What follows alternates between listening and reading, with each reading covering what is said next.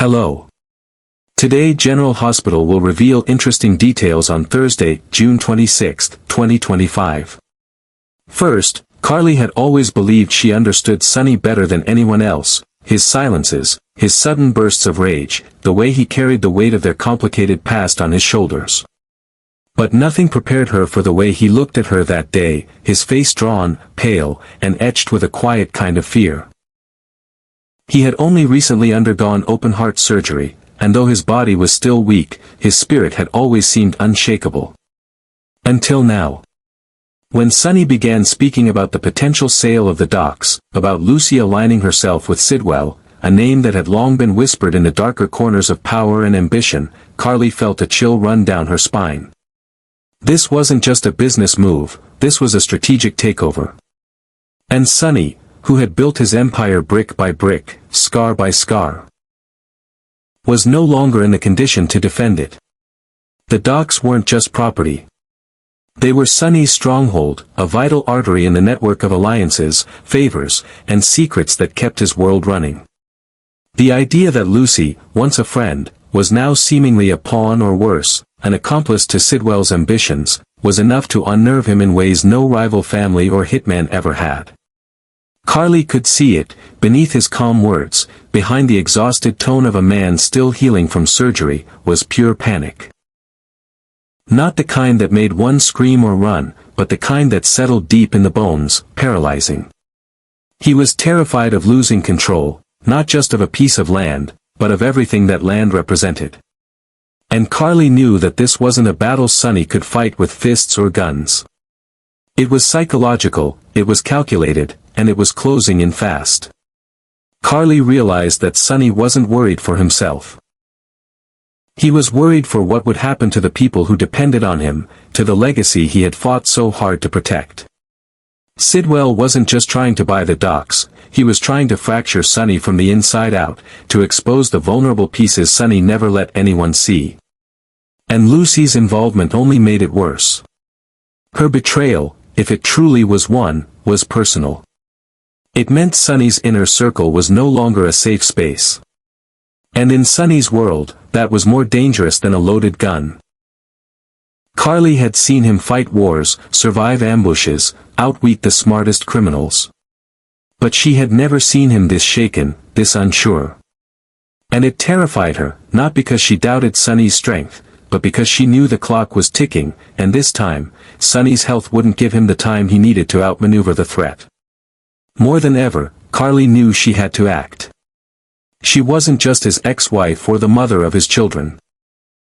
She was the one person who understood what he was up against, and what he stood to lose. But every move she made had to be precise, every word calculated. If she pushed too hard, Sonny's heart could fail again. If she hesitated, Sidwell and Lucy would win. The pressure was unbearable, but Carly had never been one to break under fire. She would find a way to protect Sonny, to uncover the full extent of Sidwell's plan, and to confront Lucy with the truth. Because in that moment, watching Sonny sink into a silence heavy with regret and dread, she made a promise to herself, she would not let the empire crumble. Not while he was still breathing. Not while she still had the strength to fight. Second, Brooke Lynn stood frozen, her breath caught somewhere between disbelief and exhaustion as the sight before her unraveled into something she had long feared but never fully prepared for. Chase and Dante, once friends, now locked in a bitter and escalating argument that wasn't just about pride or loyalty, but about her. About Gio. The revelation of her teenage pregnancy had already reopened wounds she thought had long scarred over, but now those wounds were exposed for everyone to see, raw and bleeding in the middle of a storm that was tearing everything apart. She had hoped for understanding, maybe even compassion, but what she got instead was division. Dante's voice was sharp, defensive, torn between anger and pain, while Chase, so often her anchor, looked shaken, his trust eroded with every word that passed between them. There was no way to take it back. The truth had surfaced like a tidal wave, dragging everyone under. Gio wasn't just her son, he was Dante's. That single fact had detonated everything they had all once taken for granted. The bond between Chase and Dante, built through years of service and sacrifice, was fracturing in real time. Brooke Lynn couldn't stop the spiral. She could only stand there as Dante accused Chase of not understanding what it meant to be lied to have a child hidden from him for years, while Chase struggled to process the realization that the woman he loved had carried the child of his best friend long before he ever had a chance. The betrayal wasn't fresh, it was ancient, but it felt like it was happening now, in the echo of every shouted word and every hurtful glance exchanged between them.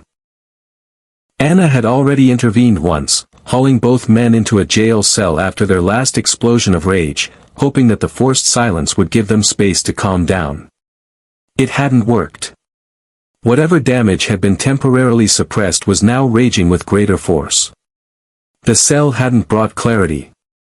It had only postponed the inevitable. Brooke Lynn had watched as Anna shook her head in frustration that day, a commander losing control of her officers. Not to crime or corruption, but to personal devastation. The precinct wasn't built to contain that kind of pain. It was spilling into the halls now, infecting every decision, every look. Chase no longer knew where to stand.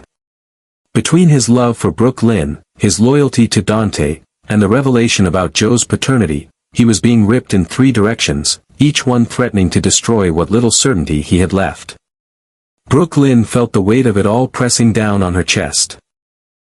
She had tried to protect Gio from this, from the tangled web of truths and half-truths, but now everything was out in the open. And no one was winning. Gio had a father he didn't know and a mother who couldn't stop the past from poisoning the present.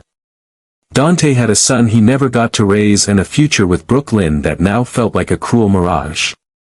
And Chase, caught in the middle, had to decide whether he could forgive the woman who kept this secret and the friend who was unknowingly part of it. Brooke Lynn didn't cry. She had cried enough. But deep inside, a part of her shattered as she realized there might be no way back from this. Not for Chase. Not for Dante. And not for her. Third, Jason watched from a distance as Dante paced back and forth near the edge of the Metro Court rooftop, his shoulders tense, fists clenched, the kind of quiet unraveling that came when a man was trying to hold himself together in front of a world that was falling apart. The air was thick with unspoken words, and Jason could feel the storm brewing inside Dante's chest, the pressure mounting from days, maybe even years, of unresolved emotions. The recent revelation about Gio had fractured more than just relationships, it had cracked the foundation of Dante's identity as a father, as a protector, as a man who always thought he knew who he was. But now, he was being forced to face a son he never got to raise, a child whose existence had been kept from him, and with every passing hour, the weight of that knowledge bore down harder. Chase's disappointment, Brooke Lynn's guilt, and Joe's confusion were only parts of the chaos that had become Dante's new reality. Jason didn't approach immediately. He understood the language of silence better than most, and he knew Dante needed space before he needed words. But eventually, he stepped closer, not as a soldier or a former enforcer, but as someone who had spent a lifetime navigating the gray spaces between duty and pain. He had seen men break under less, and he wasn't about to let Dante face this alone. When he finally spoke, it wasn't to offer solutions, but to shift the weight, even slightly, from Dante's shoulders. He reminded him that fatherhood was never about blood or biology alone, but about the choices made in the moments that followed. Jason knew all too well the regret of lost time, but he also knew the power of redemption, of stepping forward when it would be easier to run. And as he spoke, he saw the rigid line of Dante's jaw soften, the fury in his eyes dim just enough to allow room for something else. Not peace, not yet, but perhaps the possibility of it. Dante had always been the one in control, the one others leaned on. But this time, he was adrift, and it terrified him more than he cared to admit. Facing Gio wasn't just about answering for the past, it was about confronting a future he never prepared for. What kind of father could he be to a son who had grown up without him? How could he undo years of absence in a single conversation, a single act of love? Jason didn't pretend to have the answers. What he gave Dante was something more valuable, permission to feel overwhelmed, to acknowledge the pain, and to still move forward anyway. Because avoiding Gio would only deepen the wounds. Facing him, honestly and vulnerably, was the first step toward healing, for both of them. By the time the sun dipped behind the buildings, Dante's posture had changed. He was still carrying the burden, but it no longer consumed him. Jason's quiet support had anchored him in a way that no one else could. He didn't feel ready, but he no longer felt alone. And that made all the difference. As Jason walked away, leaving Dante to collect his thoughts, there was a renewed determination in Dante's eyes. The path ahead would be hard, and the pain would not disappear overnight. But now, he had a reason to try. A son who deserved the truth. A chance at fatherhood, even if imperfect. And a friend who had reminded him that strength wasn't always about standing tall, it was about getting up again after being brought to your knees. Fourth, Marco had been working in the shadows for weeks, combing through encrypted files, surveillance footage, and overlooked case notes with a precision that bordered on obsession. What began as a quiet investigation soon spiraled into something far more dangerous, an unraveling of the intricate web Sidwell had spun around Natalia. Everyone believed she was complicit, that she had knowingly participated in a scheme that would destroy reputations and lives. But Marco never bought into that narrative. He knew there was more beneath the surface, and his gut told him that Natalia was as much a victim as anyone else. When he finally found it. A buried document, a time-stamped video file that showed Natalia being coerced and manipulated by Sidwell's team, everything changed. It was the kind of proof that could not only clear her name but expose the lengths Sidwell had gone to in order to protect his empire. The moment Marco shared the evidence with Natalia, she broke down, not from guilt, but from the overwhelming relief of knowing that someone had finally seen the truth. Her entire world had been defined by fear and silence, forced complicity, and the constant threat of retaliation. For the first time, she had a lifeline, and Marco had given it to her. The weight that had been crushing her chest for months lifted just enough for her to breathe again. But even with the proof in hand, escape wouldn't be easy. Sidwell was powerful, relentless, and still had eyes everywhere. If Natalia tried to exonerate herself publicly, she risked more than just her own safety. She risked igniting a war that could spill far beyond Port Charles. That's when Sonny stepped in, not out of obligation, but from a deep understanding of what it meant to be hunted, cornered, and used as a pawn in someone else's game. Sonny had been watching from the sidelines, cautious but alert, piecing together Sidwell's movements and motives.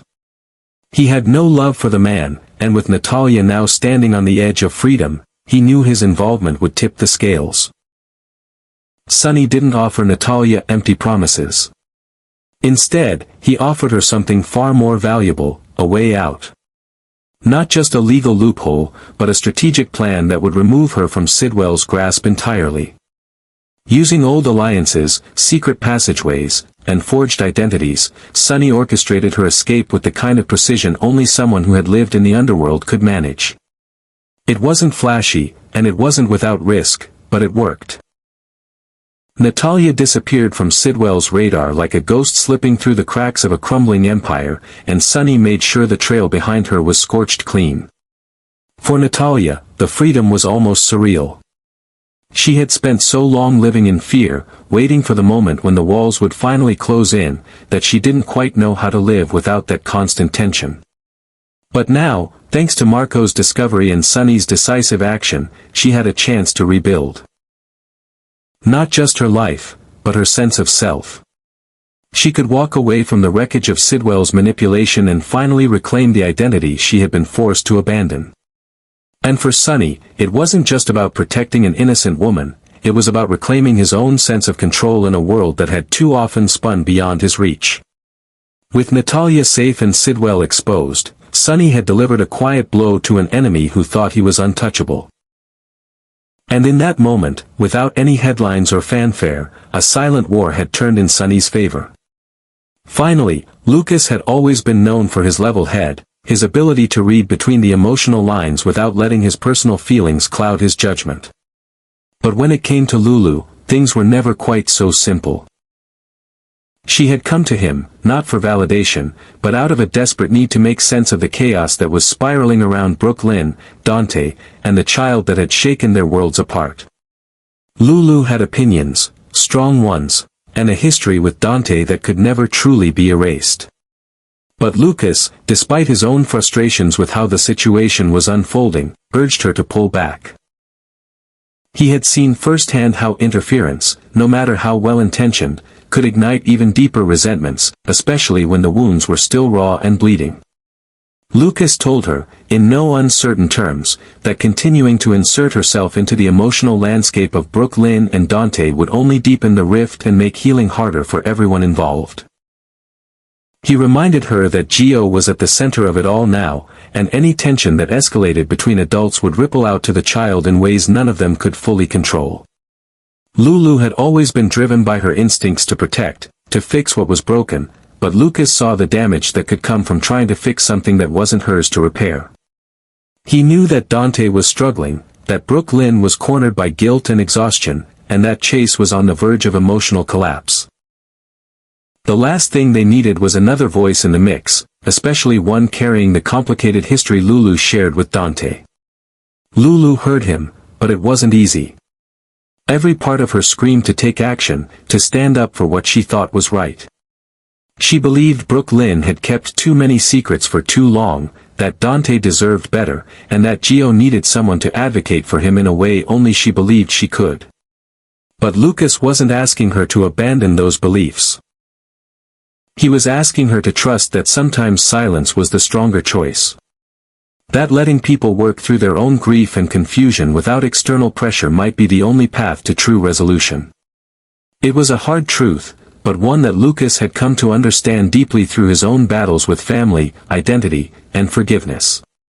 In the end, Lulu chose to step back, not because she no longer cared, but because she realized that caring didn't always mean controlling. Lucas's advice had planted a seed of restraint in her, one that grew with each passing day as she watched the situation unfold from a distance. She didn't stop loving Dante or worrying about Brooklyn, but she began to understand that sometimes the most powerful form of support is presence without interference. Lucas had given her that perspective, and though it went against every fiber of her impulsive nature, she held on to it. Because deep down, she knew he was right. And if there was ever going to be peace in this tangled mess of love, betrayal, and parenthood, it would have to come from within, not from voices shouting over one another, but from a place of quiet, earned understanding. In the aftermath of every revelation, every whispered truth and broken bond, the world around them began to settle into an uneasy quiet. Dante stood at the crossroads of identity and responsibility, no longer hiding from Gio but cautiously stepping toward a future he never expected to reclaim.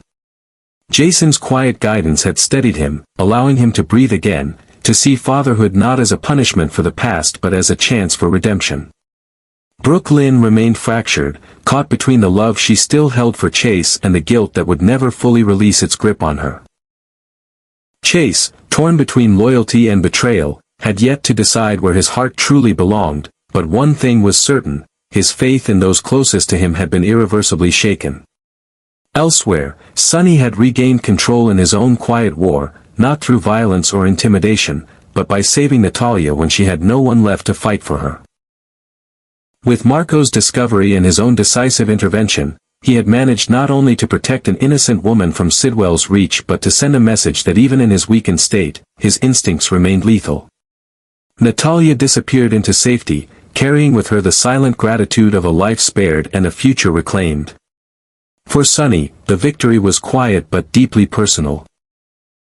A reminder that power was not only preserved through strength but through the ability to protect those who had once been left behind.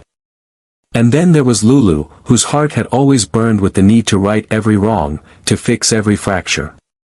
But this time, she chose silence, not out of defeat, but from wisdom, a wisdom gifted to her by Lucas, who understood better than most that some stories aren't hers to finish. She watched from afar as Dante, Brooklyn, and Chase tried to navigate the wreckage of what was lost, hoping her absence would create space for healing. Lucas's advice had not only calmed the storm within her, but also allowed a new sense of clarity to take root, not every battle is won by entering the fray. Sometimes, love means letting others find their own way through the darkness. And as all these lives continue to intersect and diverge, some healing, some breaking further, there remained one quiet truth beneath it all: the past could not be rewritten, but it could be faced. And in that confrontation, whether with a child rediscovered, a friendship strained, or a secret finally unearthed, there was the faintest promise of peace. Fragile, uncertain, but real.